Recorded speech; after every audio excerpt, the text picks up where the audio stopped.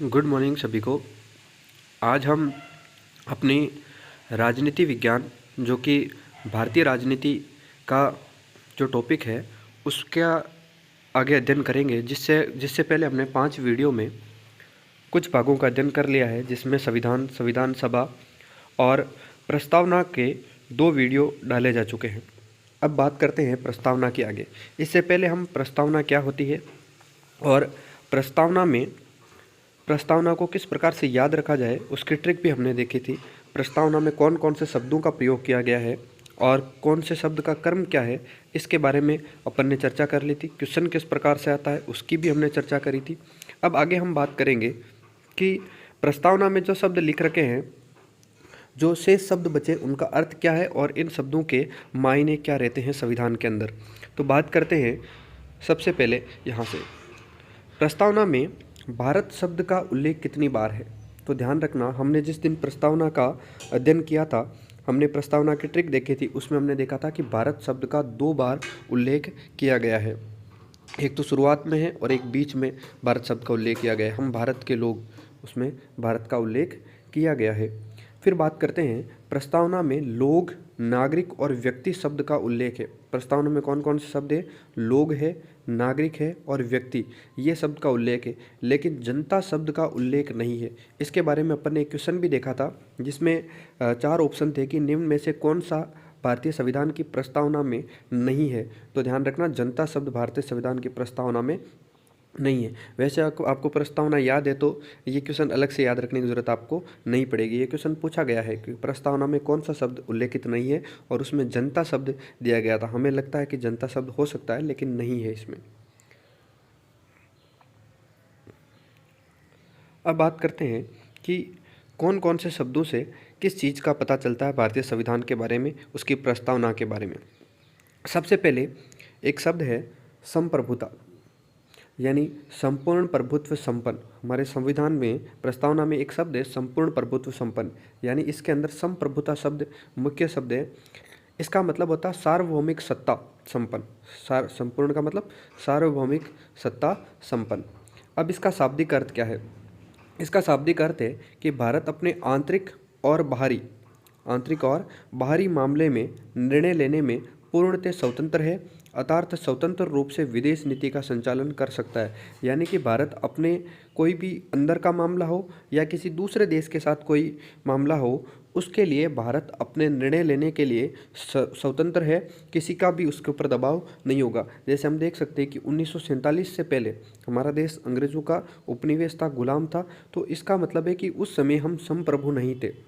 1947 में हमारा देश आज़ाद हुआ, 1950 में हमारा संविधान लागू हुआ और उसमें हमने कहा कि हम अब संप्रभु हैं, यानी अब हम पर किसी भी दूसरे देश का अधिकार नहीं है, हम किसी भी दूसरे देश से इन्फ्लुएंस नहीं होते हैं, हम हमारी नीति का स्वयं संचालन करते हैं। उसके बाद प्रस्तावना का सबसे मुख्य शब्द जो है वो संप्रभुता है, क्योंकि अगर कोई राष्ट्र अपने फैसले सब खुद ले रहा है, इसका मतलब वो प्रस्तावना के बाकी जितनी भी चीज़ें हैं उन सभी को इम्प्लीमेंट कर सकता है। लेकिन अगर वो निर्णय ही खुद नहीं ले तो इम्प्लीमेंटेशन करना मुश्किल होता है। इसलिए प्रस्तावना का सबसे मुख्य शब्द कौन सा है? संप्रभुता है। दूसरा शब्द है समाजवादी। इसके बारे में बात करें तो ये मूल प्रस्तावना में ये शब्द नहीं था। ये कब आया? तो 42वां संविधान संशोधन हुआ था 1976 के अंदर, यानी 1976 में 42 अमेंडमेंट एक्ट हुआ था, 42वां संविधान संशोधन, जिसमें समाजवादी शब्द जोड़ा गया। इस समय प्रधानमंत्री कौन थी? तो ध्यान रखना, इस समय प्रधानमंत्री थी इंदिरा गांधी। उन्होंने आपातकाल लगाया था 1975 में। उसी दौरान उन्होंने काफ़ी चेंज किए थे, जिसमें प्रस्तावना के अंदर भी काफ़ी आमूलचूल परिवर्तन किए गए थे। अब इस समाजवादी शब्द का अर्थ क्या होता है? समाजवादी शब्द का अर्थ है कि उत्पादन के जो साधन है उस पर नियंत्रण किसका होगा? सरकार का नियंत्रण होगा। यानी जितनी भी चीज़ें जिनसे प्रोडक्टिविटी होती है, उत्पादन होता है, वो सारी किसके कंट्रोल में रहेगी? सरकार के कंट्रोल में रहेगी, और सरकार जो है वो इसको जनता में डिस्ट्रीब्यूट करेगी। लेकिन भारत में समाजवादी केवल प्रस्तावना के अंदर दिखाया गया है। हमने मिश्रित समाजवादी व्यवस्था जो है वो अपनाई है। यानी दो व्यवस्था होती है, एक समाजवादी या साम्यवादी और दूसरी होती है पूंजीवादी अर्थव्यवस्था। हमने बीच का रास्ता अपनाया है, मिश्रित है, लेकिन हम थोड़ा झुकाव किसकी तरफ रखते हैं, समाजवादी की तरफ झुकाव रखते हैं, यानी मिश्रित समाजवादी व्यवस्था अपने अंदर है। भारत ने मार्क्सवाद और गांधीवाद का मिला जुला समाजवाद है, यानी मार्क्सवाद की कुछ विचारधाराएं भी समाजवाद के धारणाओं में मिली है और कुछ गांधीवाद की धारणाएं भी मिली हुई है। अब बात करें पंथ निरपेक्षता, तो जिस प्रकार समाजवादी शब्द जो है उसका भी प्रयोग मूल प्रस्तावना में नहीं था, उसी प्रकार पंथ निरपेक्षता का भी नहीं है। दूसरी बात, धर्मनिरपेक्षता शब्द का उल्लेख प्रस्तावना में कहीं पर भी नहीं लिखा हुआ, ध्यान रखना। कभी क्वेश्चन आ जाए कि निम्न में से कौन सा शब्द प्रस्तावना में नहीं है, तो ये चांस रहेगा कि उसमें धर्मनिरपेक्षता भी दे। धर्मनिरपेक्षता शब्द नहीं है, पंथ निरपेक्षता शब्द है। ये शब्द मूल प्रस्तावना में नहीं था। इसे भी कब जोड़ा गया, 42वां संविधान संशोधन 1976 के अंदर। प्रधानमंत्री इस समय कौन थी, इंदिरा गांधी। अब बात करते हैं पंथ निरपेक्षता का अर्थ क्या है, तात्पर्य क्या है। तो पंथ निरपेक्षता से तात्पर्य है कि सरकार यानी राज्य, अब यहाँ पर ध्यान रखना, राज्य का मतलब कोई अलग अलग राज्य नहीं है कि राजस्थान उत्तर प्रदेश, राज्य का मतलब यहाँ पूरे देश से है। अगर पॉलिटी में कहीं पर भी राज्य शब्द आ रहा है तो इसका मतलब ये मान के चलना कि वो किसी एक क्षेत्र विशेष या बड़े क्षेत्र के बारे में बात कर रहा है, ना कि किसी स्टेट के बारे में बात कर रहा है। सरकार या राज्य का अपना कोई धर्म नहीं होता है, वे सभी धर्मों के प्रति एक समान दृष्टिकोण रखती है, अर्थात किसी भी धर्म के प्रति भेदभाव नहीं करती है। यानी हमारा जो संविधान है वो ये कहता है कि किसी भी एक धर्म को धर्म विशेष का दर्जा नहीं दिया जाए, या किसी एक धर्म के लिए सरकार अपना खुद का कोई उसको धर्म लागू नहीं कर सकती है। भारत पंथ निरपेक्ष राष्ट्र है, इसका उल्लेख कहाँ मिलता है, अगर ये पूछ लिया जाए तो ध्यान रखना कहाँ मिलता है, प्रस्तावना के अंदर मिलता है। अब बात करते हैं एक वाद की, जो हमने पहले भी पढ़ रखा है, संविधान सभा जब पढ़ी थी तब ये वाद भी पढ़ा था, एस.आर. बोमई वाद 1994 में आया था, और इसने पंथ निरपेक्षता को आधारभूत ढांचा घोषित किया था। यानी 1973 में जब केशवानंद भारती केस हुआ तो उस केस में ये कहा गया कि संविधान की मूलभूत जो ढांचा है उसमें परिवर्तन नहीं किया जा सकता। तो मूलभूत ढांचे के अंदर किसको जोड़ा, पंथ निरपेक्षता को। यानी सरकार चाहकर भी पंथ निरपेक्षता शब्द या पंथ निरपेक्षता की जो नीति है इसमें कोई भी परिवर्तन नहीं कर सकती है। अब बात करते हैं अब्राहम लिंकन की परिभाषा की, जो कि लोकतंत्र के बारे में, हमारे संविधान में लोकतंत्र शब्द का उल्लेख किया गया है। अब्राहम लिंकन ने एक परिभाषा दी थी जो काफ़ी प्रचलित है, जनता का, जनता के द्वारा, जनता के लिए शासन। यानी शासन कौन करती है, जनता। किसके द्वारा शासन किया जाता है, जनता के द्वारा, और किसके लिए किया जाता है, तो जनता के लिए किया जाता है। इस शब्द का प्रयोग अब्राहम लिंकन ने किया था, और ये शब्द मुख्यतः किसके लिए प्रयुक्त होता है, तो ध्यान रखना प्रधानमंत्री के लिए, क्योंकि जनता का प्रतिनिधि कौन बनकर जाता है, प्रधानमंत्री बनकर जाता है, और समस्त शक्तियों का प्रयोग भी कौन करता है, प्रधानमंत्री करता है अपने अधीनस्थों के द्वारा। अब बात करते हैं गणराज्य की। गणराज्य क्या है, संविधान की प्रस्तावना में ये शब्द भी मिलता है, गणराज्य, भारत को लोकतंत्रात्मक गणराज्य बनाने के लिए, यानी कि गणराज्य शब्द का उल्लेख मिलता है। अब इसका अर्थ क्या है, गणराज्य का मतलब है हमारा जो भी राष्ट्र अध्यक्ष होगा, जो राष्ट्रपति होगा, वो क्या होगा, निर्वाचित होगा, वंशानुगत नहीं होगा। यानी हमारा जो राजा है, हमारा राजा कौन है, राष्ट्रपति। तो राष्ट्रपति वंशानुगत नहीं होगा। ऐसा नहीं है कि राष्ट्रपति का बेटा अगला राष्ट्रपति बनेगा, राष्ट्रपति को क्या करना पड़ेगा, निर्वाचित होना पड़ेगा, और निर्वाचित होकर भी राष्ट्रपति बन सकता है। वंशानुगत वाला सिस्टम अब नहीं है। 26 जनवरी 1950 को भारत गणराज्य बनता है। क्या बनता है, गणराज्य बनता है। यानी कि भारत में अब से 26 जनवरी 1950 से राष्ट्रपति निर्वाचित होगा। हालांकि भारत में राष्ट्रपति का चुनाव जो है वो अप्रत्यक्ष रूप से होता है, जिसमें डायरेक्ट जनता पार्टिसिपेट नहीं करती, लेकिन जनता द्वारा चुने गए जो प्रतिनिधि है वो आगे जाकर उसमें वोटिंग करते हैं। इसके चुनाव में कौन कौन भाग लेते हैं ये हम तब अध्ययन करेंगे जब राष्ट्रपति के बारे में पढ़ेंगे। अब ये दो बातें हैं वो ध्यान से सुनना, भारत में लोकतंत्र है और साथ में क्या है, गणतंत्र। यानी लोकतंत्र के साथ में क्या है, गणतंत्र। लेकिन ब्रिटेन के अंदर लोकतंत्र के साथ में क्या है, राजतंत्र है।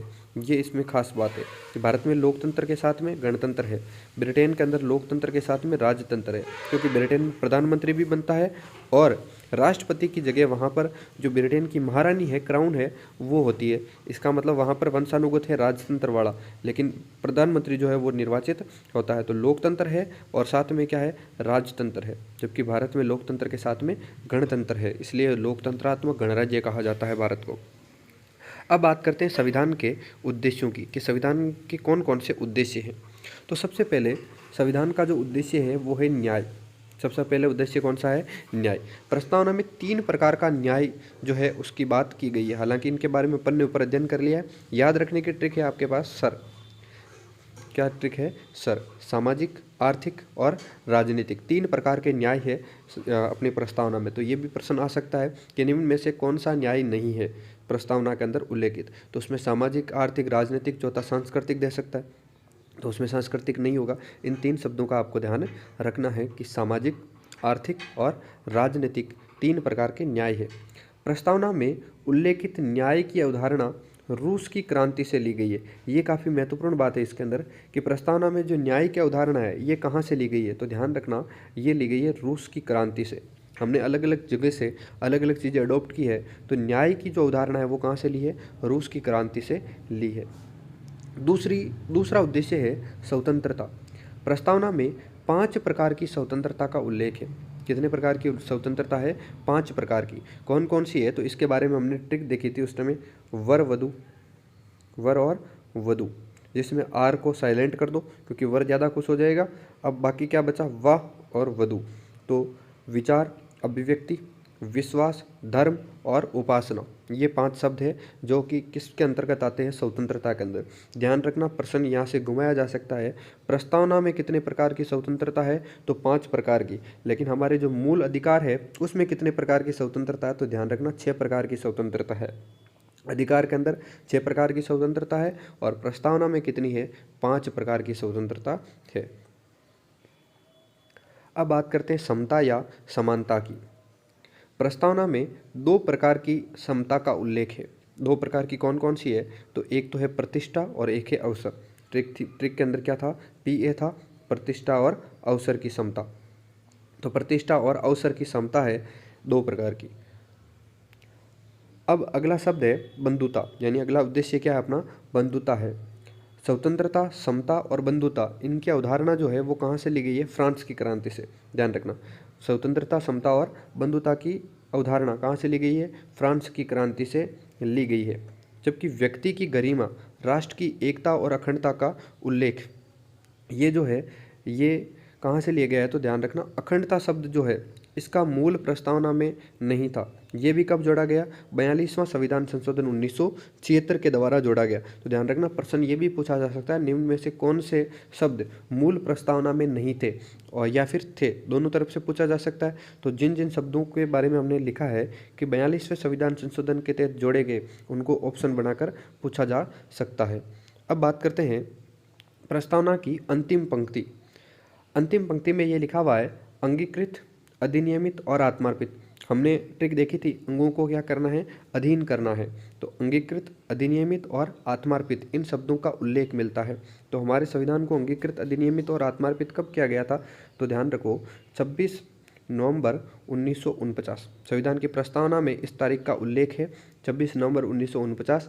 मिति मार्क्सिस्ट शुक्ल सप्तमी, विक्रम संवत 2006। ये दिनांक है अपनी 26 नवंबर 1949 को इसका उल्लेख मिलता है। प्रस्तावना में कुल 7 पैराग्राफ है। अगर पूछ लिया जाए प्रस्तावना में कितने पैराग्राफ है, तो ध्यान रखना 7 पैराग्राफ है। समाजवादी और पंथ निरपेक्षता जो है वो दूसरा पैराग्राफ में है, जबकि अखंडता इसके 6ठे पैराग्राफ के अंदर है। तो प्रस्तावना में कुल 7 पैराग्राफ है, जिसमें से समाजवादी और पंथ निरपेक्षता दूसरे और अखंडता 6ठे पैराग्राफ के अंदर आती है। इसके बाद हम बात करते हैं कि प्रस्तावना में उल्लेखित शब्दों की विस्तृत व्याख्या कहाँ पर की गई है। तो ध्यान रखना, ये भी महत्वपूर्ण है। मूल अधिकार भाग 3 के अंदर है, DPSP यानी कि नीति निर्देशक भाग 4 के अंदर है, और मूल कर्तव्य जो है वो भाग 4 के या भाग 4A के अंदर है। तो ये 3 चीज़ें हैं जो प्रस्तावना में उल्लेखित शब्द है, मूल अधिकार, नीति निर्देशक तत्व और मूल कर्तव्य, इनके अंदर इनकी व्याख्या की गई है। आज के लिए इतना ही। अगले वीडियो में हम प्रस्तावना को कंप्लीट कर देंगे और फिर हम आगे चर्चा करेंगे मूल अधिकारों के बारे में। उसके बाद राष्ट्रपति पढ़ेंगे, फिर प्रधानमंत्री यानी अपने सरकार की जो संरचना है उसके साथ इसको समाप्त कर देंगे। तो आप इसी प्रकार के वीडियो प्राप्त करने के लिए हमारे चैनल से जुड़े रहें, चैनल को सब्सक्राइब करें और बेल आइकन को ऑन कर दें। इसमें जो पॉलिटिकल साइंस पढ़ाई जा रही है ये भारतीय राजनीति, भारत के या राजस्थान के किसी भी एग्ज़ाम के लिए काफ़ी ज़्यादा महत्वपूर्ण रहने वाली है और हर एक कम्पिटिटिव एग्ज़ाम की दृष्टि से इसको डिज़ाइन किया गया है। यानी इसमें कोई भी पॉइंट छूटे नहीं, उसकी पूरी कोशिश की गई है। धन्यवाद।